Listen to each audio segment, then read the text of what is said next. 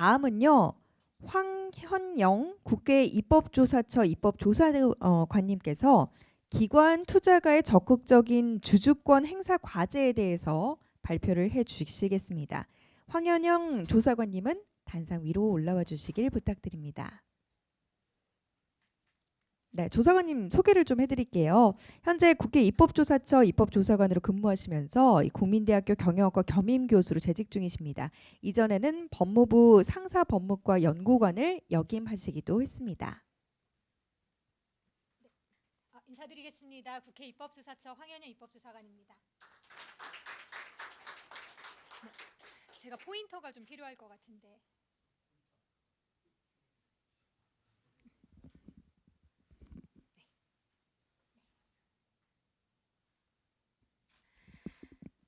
네, 오늘 이런 시국에도 귀한 세미나를 열어주시고 발제할 수 있는 기회를 주셔서 감사드립니다.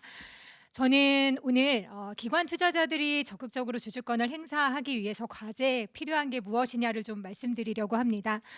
좀 더 구체적으로 말씀드리면 한국형 스튜어드십 코드가 도입이 됐는데 과연 어떤 과제를 안고 있는지를 좀 말씀드리고자 합니다.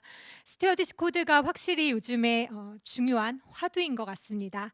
항상 스튜어드십 코드 하면 연달아 오는 이미지가 있죠. 네, 이 자리에도 계신 국민연금. 그래서 국민연금을 비롯해서 많은 기관 투자자들이 이 스튜어드십 코드로 인해서 많이 부각이 되고 있는데요. 이에 대한 평가들은 상당히 다른 것 같습니다. 일각에서는 스튜어드십 코드 하면 이걸로 인해서 자본시장의 활력의 지렛대가 될 것이다. 또 투자자와 기업이 소통하는 게 될 것이다 라는 언론 보도도 있고요. 그리고 또 문재인 대통령께서는 스튜어드십 코드가 정착이 되면 대기업의 건전한 경영을 유도할 수 있을 것이다 라는 그런 발언을 하시기도 했습니다. 하지만 일각에서는 다른 이야기들도 합니다. 스튜어드십 코드가 도입이 되면서 이건 너무 심각한 경영 간섭이다. 그리고 또 기업들이 긴장을 하고 있고 국민연금을 통해서 이거는 관치금융을 하려는 거 아니냐라는 식의 부정적인 평가도 있습니다. 재밌는 건 금융위원장님께서 같은 해, 물론 다른 금융위원장이시긴 했지만 상반된 이야기를 하시기도 하셨습니다. 최종구 금융위원장님께서는 2019년 3월에 대한항공의 경영권을 박탈한 것은 스튜어드십 코드의 긍정적인 면이다 라는 보도가 1년 전에 있었고요. 그로부터 약 7개월 후에 새롭게 임명되신 은성수 금융위원장님은 5%를 완화, 이게 이제 스튜어드십 코드 이행을 위해서 완화를 추진을 한 건데 이거는 기업 경영권 탈취와는 관계가 없다. 전혀 기업들이 긴장하지 않아도 된다. 라는 전혀 상반된 얘기를 하셨습니다. 찬성과 반대가 공존하는 것 같습니다. 이걸 스튜어드십 코드에 대해서 좀 긍정적으로 바라보는 입장에서는 기관 투자자들의 적극적인 의결권 행사를 기대한다. 그리고 소액주주의 재산권 침해를 방지할 수 있고 지배구조가 투명해진다라는 의견을 주는 반면에 한편에서는 이게 과연 위탁자들에게 항상 이득이 되는 쪽으로 움직이는가, 오히려 공적연금 같은 경우에는 정치적인 영향력이 더 강해지는 거 아니냐, 투기자본의 경영 개입이 이렇게 부추길 가능성도 있다라는 찬반의 의견이 공존하고 있습니다. 이러한 평가를 받고 있는 스튜어드십 코드, 저는 세 가지로 오늘 말씀을 드리려고 합니다. 첫 번째는 왜 도입되었는가를 한번 보려고 합니다. 주로 이제 영국과 일본에서 이게 도입이 되었고 우리나라 스튜어드십 코드 자체는 일본 거를 많이 본따서 가져왔습니다. 그래서 일본에서 이게 왜 도입이 됐는지, 더불어서 그 논의를 토대로 해서 그렇다면 우리나라에서는 도대체 이게 왜 들어왔으며 어떠한 주요 내용이 있는지를 살펴보고, 마지막으로 지금 한국형 스튜어드십 코드가 잘 이행되기 위해서 필요한 과제는 무엇인지를 살펴보는 것으로 오늘 제 발표를 진행을 하려고 합니다. 먼저 해외 사례, 영국에서는 제일 먼저 스튜어드십 코드가 도입이 됐는데요.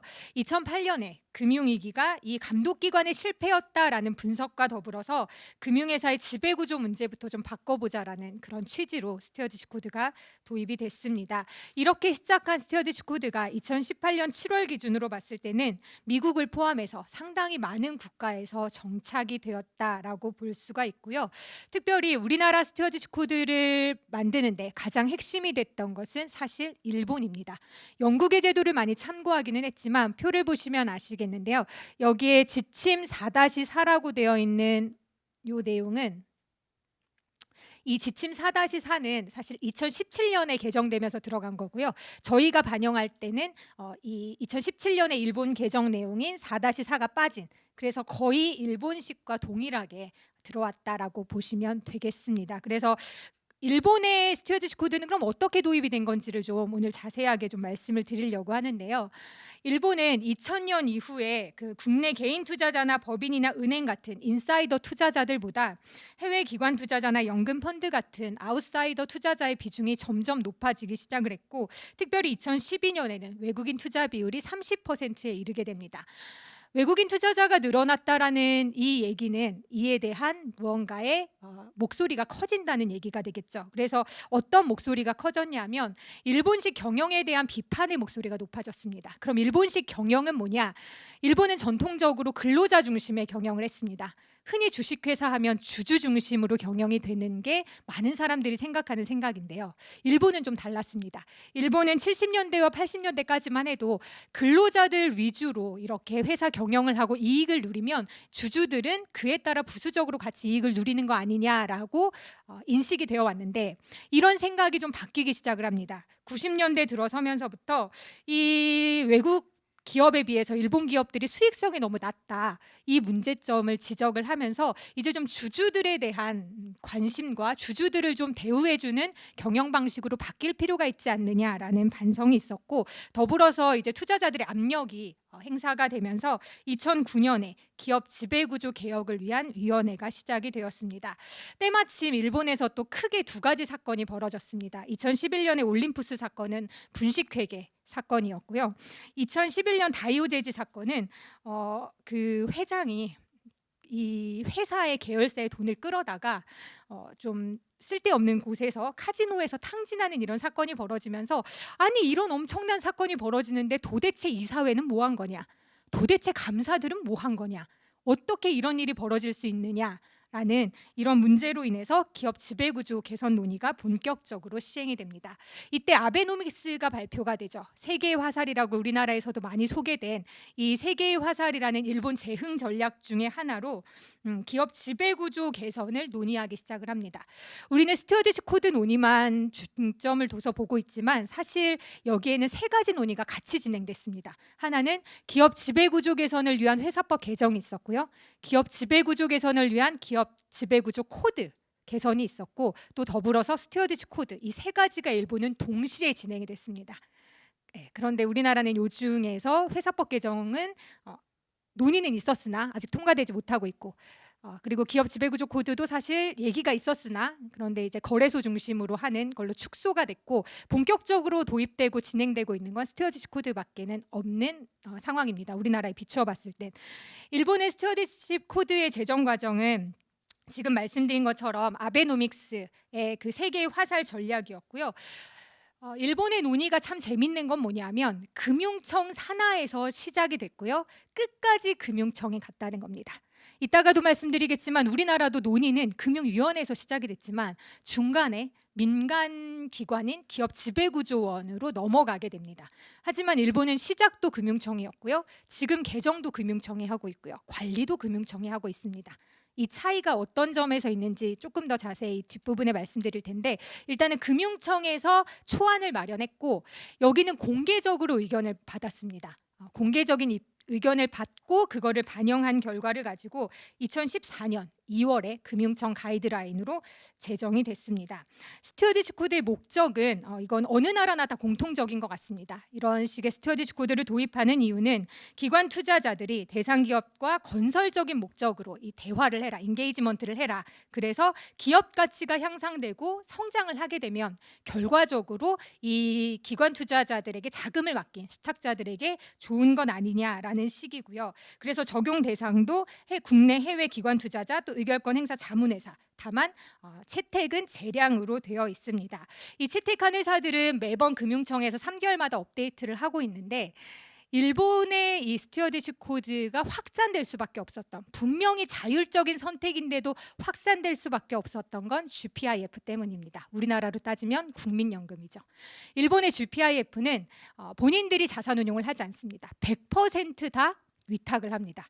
그런데 이 위탁을 할 때 스튜어디시 코드를 도입한 자산운용사들에게 자산을 위탁했습니다. 그러다 보니 당연히 이 자금을 받기 위해서 이 GPIF가 지금 2019년 3분기 기준으로 1,008조 원, 세계 최대 이 운용기금이기 때문에 이 자산을 위탁받기 위해서는 자산운용사들이 자발적으로 채택을 할 수밖에 없었고요.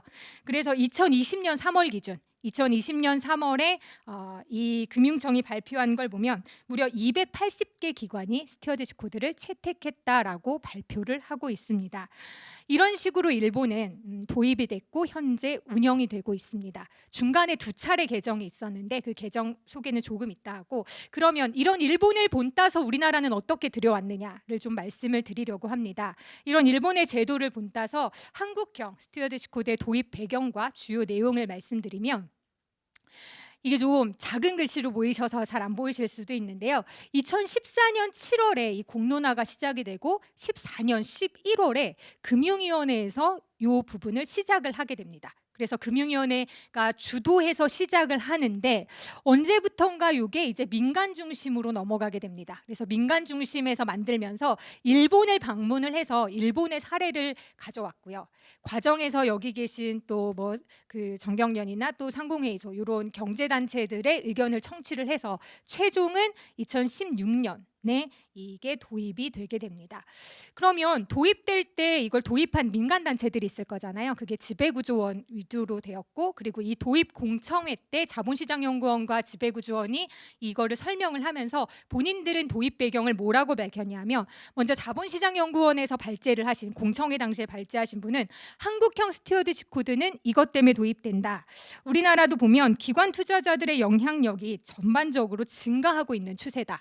그러다 보니 그들의 행동 지침이 좀 필요하겠다라는 그러한 도입 배경을 밝혔고, 그런데 이 기관 투자자들이 의결권 행사는 상당히 소극적으로 하더라.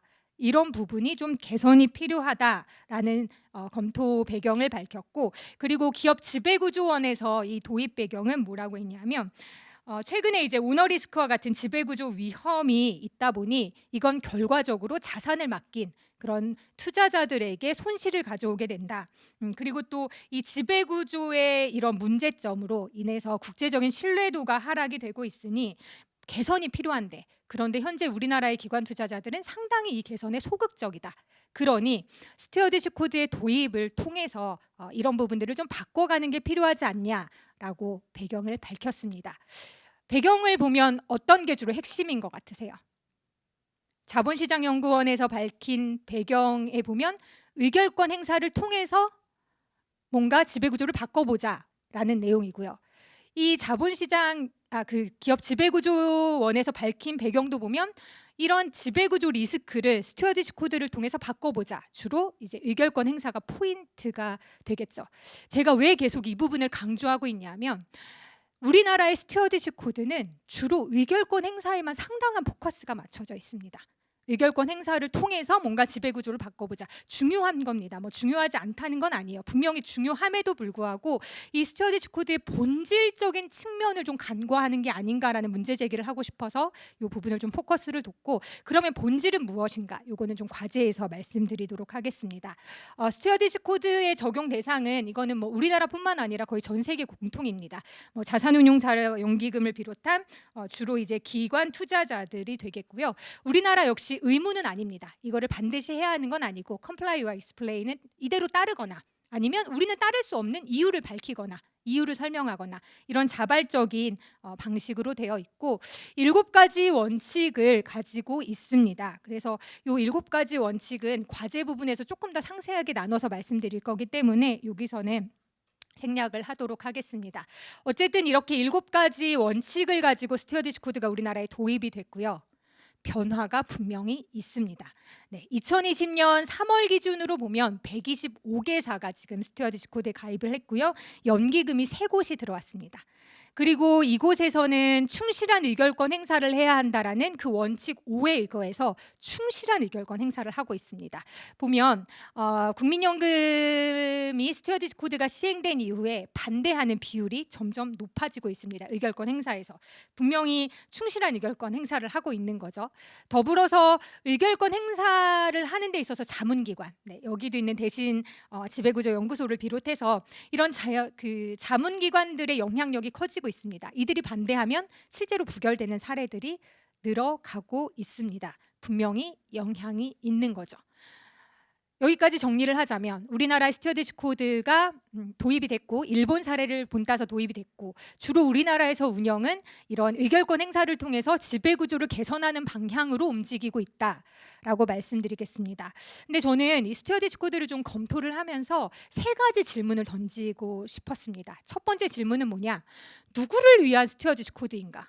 이게 과연 분명히 지금 초점이 맞춰져 있는 건 의결권 행사와 관련해서 이 기관 투자자, 국민연금, 그리고 또 자문기관들, 그리고 또 회사 이쪽에 많이 포커싱이 맞춰져 있는데 이 스튜어디스 코드 자체가 본질적으로 누구를 위한 거냐라는 첫 번째 질문을 던지고 싶고요. 두 번째 질문을 던지고 싶은 건 스튜어디스 코드 좋아, 채택했어. 그러면 뭘 할 수 있는 거지? 기관 투자자들이 뭘 할 수 있어야 되는데 채택은 했는데 과연 우리 법제가 이 기관 투자자들이 활발한 활동을 할 수 있게끔 해주는가라는 게 두 번째 질문이고요. 세 번째, 그러면 가장 포커싱이 맞춰져 있는 의결권 행사를 충실하게 하기 위해서는 어떤 제도적인 좀 뒷받침이 있어야 하는가라는 세 가지 질문을 던지면서 오늘 과제를 말씀드리려고 합니다. 첫 번째 질문은 누구를 위한 스튜어디스 코드인가입니다.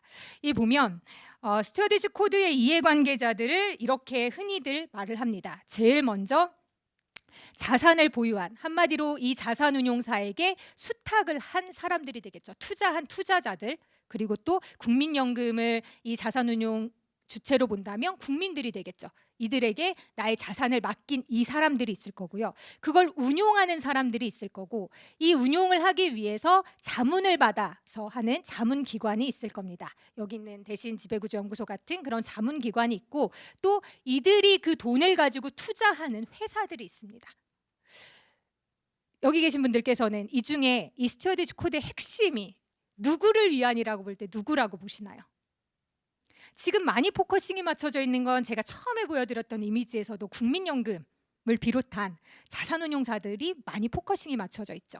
그리고 또 그들이 어떠한 경영 간섭을 한다라고 느껴지는 회사와의 관계, 그러니까 경제계에서 이렇게 기사 나오는 걸 보면 야 이거 너무 지나친 경영 간섭이야 라고 얘기를 하고요. 또 그들에게 자문하는 주로 이쪽에 포커싱이 맞춰져 있습니다. 그런데 사실 스튜어디스 코드는요 그쪽이 포커싱이 아닙니다. 바로 이 자산 보유자와 자산 운용사 사이에 충실하게 이 나에게 돈을 맡겨준 사람들을 위해서 너희가 충실하게 이 돈을 운용을 해라. 그 운용하는 과정 중의 일부가 의결권인 거고요. 그래서 이 부분에 포커싱이 맞춰져 있어야 합니다. 실제로 보면 스튜어디스 코드의 이 7개 원칙 중에 무려 5개가 이 부분을 강조합니다. 하나씩 조금 자세하게 보겠습니다. 1번을 보면 고객 수익자든 타인의 자산을 관리 운영하는 수탁자로서 너희들의 책임을 충실하게 이행하기 위한 명확한 정책을 마련해라. 한마디로 너희에게 자산을 맡긴 사람을 위해서 너희는 뭘 할 거니? 그거를 충실하게 세워라. 그리고 그걸 공개해라. 두 번째, 수탁자로서 책임을 이행하는 과정에서 실제 직면하거나 증명할 가능성이 있는 이해상충 문제를 어떻게 해결할지. 그러니까 분명 이 자산을 맡긴 건 고객인데 그런데 고객의 이익을 위한 게 아니라 자산운용사의 이익을 위해서 행동한다. 이러면 이해상충이거든요. 그럴 때 너희는 어떻게 할 거냐? 결국 이 두 가지 모두 너희에게 자산을 맡긴 자산의 소유자, 너희에게 자산을 맡겼던 그 사람들을 위해서 너희는 뭘 할 거니? 이거를 잘 세워라가 2개예요. 뒤에 5, 6, 7로 가보겠습니다. 5번, 충실한 의결권 행사를 위해서 의결권 정책을 마련해 공개해야 하며 그 적정성을 파악할 수 있도록 구체적인 내용과 사유를 공개해라. 누구에게 공개하라는 걸까요? 자산을 맡긴 사람들, 너희에게 자산을 맡겨준 그 사람들에게 너희가 이 돈을 가지고 어떻게 충실한 의결권 행사를 했는지를 밝혀줘라라는 거고요. 6번째, 그 내용에 대해서 고객과 수익자에게 주기적으로 보고해라. 너희가 스튜어디십 코드 활동을 했으면 돈을 맡긴 그 사람들에게 활동을 보고하고 그 활동을 하기에 충실한 전문성을 갖춰라가 7번째입니다. 자, 코드 하나하나를 보니까 좀 어떠세요?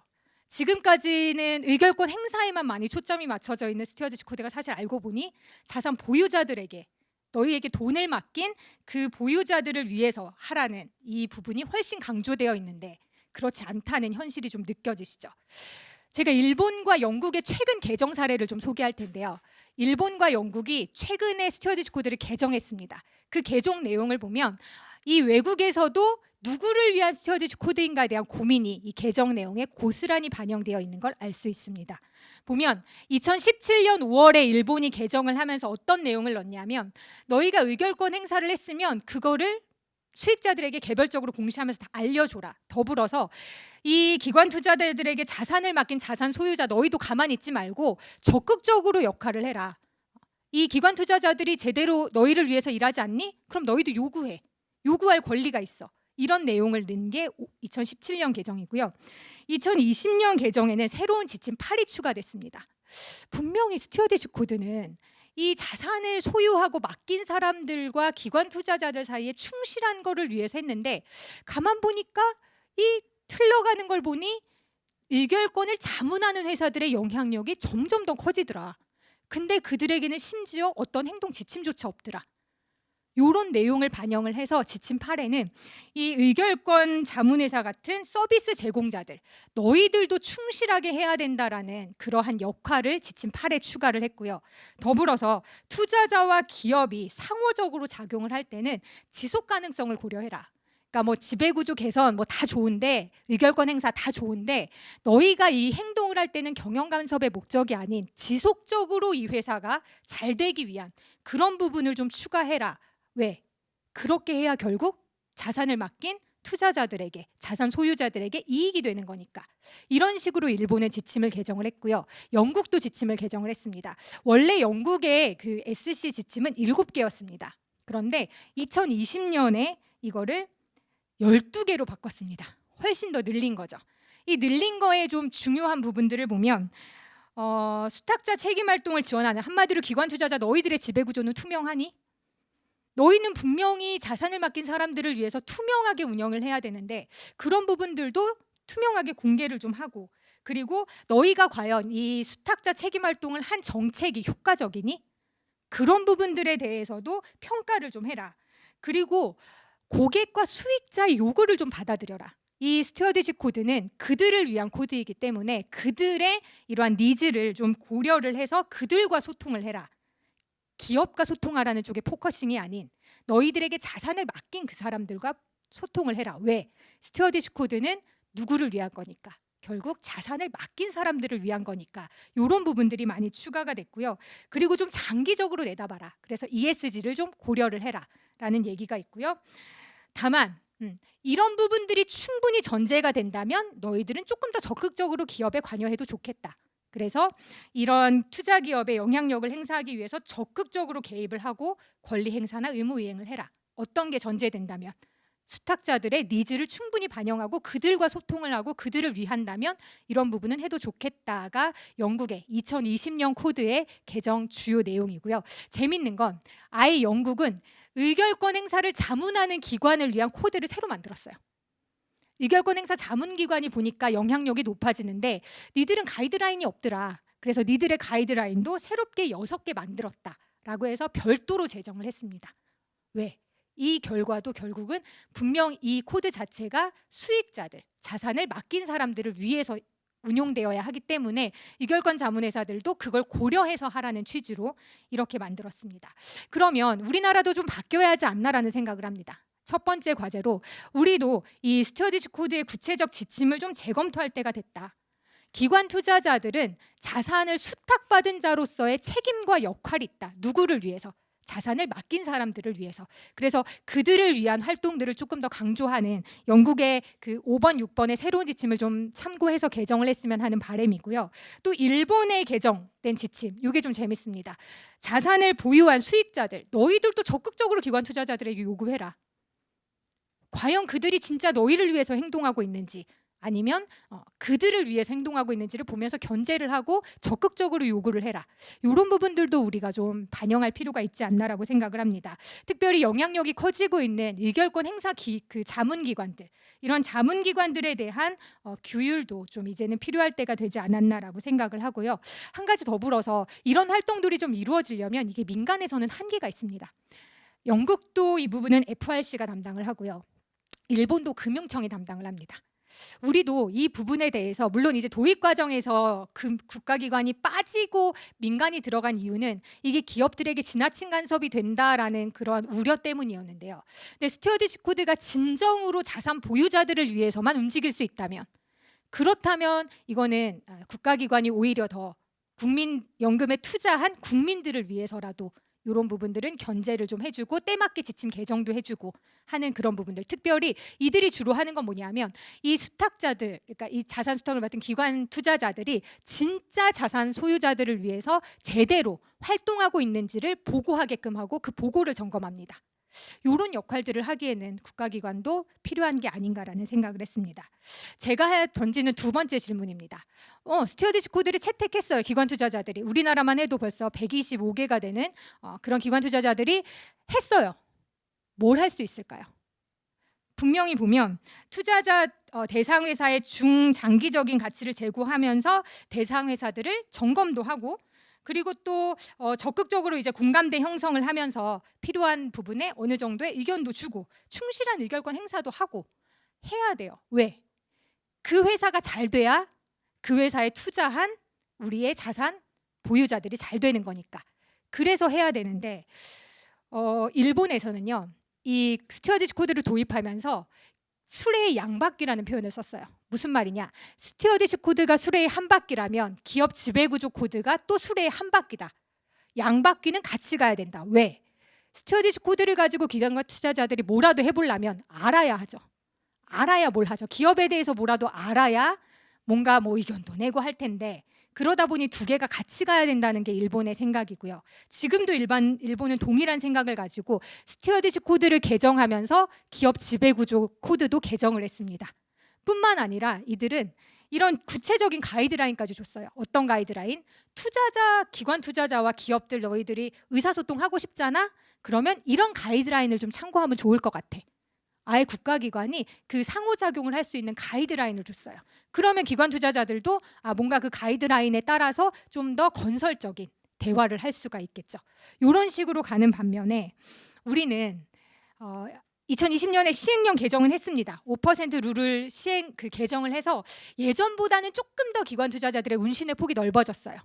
예전보다는 배당이라든지 이런 지배구조와 직접적인 관련이 없는 건 할 수가 있게 됐지만 충분한가? 그리고 또 거래소가 이런 지배구조 공시 의무화를 통해서 더 많은 정보를 주도록은 하고 있습니다만, 배당 하나를 예를 들어서 좀 말씀드려 볼게요. 우리나라 그 배당을 보면 5년 연속 배당하는 회사들이 많지 않아요. 특별히 코스닥 같은 경우는 5년 연속 배당한 회사가 313개사밖에 안 돼요. 그럼 배당에 대해서 요구를 하고 싶잖아요. 상법에서는 요구할 수 있게 해놨어요. 주주 제한을 할 수 있어요. 6주 전에. 그런데 6주 전에 배당 제한을 하려면 이 회사가 얼마 배당 줄지는 알아야 되잖아요. 알아야 배당 제한을 할 텐데 무려 41.9%. 네, 이 자료는 대신경제연구소에서 주셨습니다. 감사합니다. 네, 무려 41.9%의 상장회사가 6주 전에 배당 공시를 안 해요. 그럼 배당도 모르고 그냥 주주 제한을 해야 되는 게 현행 제도예요. 제대로 된 활동을 할 수가 없겠죠. 특별히 작년에 이제 한진 칼 사건에서 불거진 일이죠. 이게 이 주주 제한이나 이런 걸 하려면 과연 6개월 보유하고 그 상장회사 특례를 적용받을 것이냐, 아니면 그냥 일반적으로 3%만 보유해도 되는 일반 회사 특례를 적용받을 것이냐. 재밌는 건 뭔지 아세요? 작년에는 6개월 보유해야 된다 그랬잖아요. 이게 아직 대법원 판례는 없는데요. 고등법원 판례는 나뉘어요. 그러니까 어느 회사는 이쪽 거 적용하고 어느 회사는 저쪽대로 적용하고, 그러니까 이거 기관 투자자들이 덤빌 수가 없는 거죠. 불확실성이 있으니까. 이런 부분들이 좀 바뀌어야 하고요. 또 기관 투자자들 혼자 뭔가 행동을 하기는 쉽지 않아요.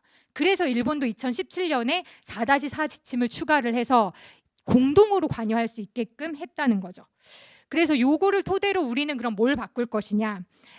우리나라도 좀 기관 투자자들이 공동으로 어느 정도 행동할 수 있는 그런 부분들이 전향적으로 좀 검토가 돼야 한다. 도입 초기에는 좀 우려가 있어서 이 부분을 좀 자제를 했지만 우리가 참고한 일본도 2017년에 이거를 개정했다라는 그런 부분을 좀 참고할 만하고요.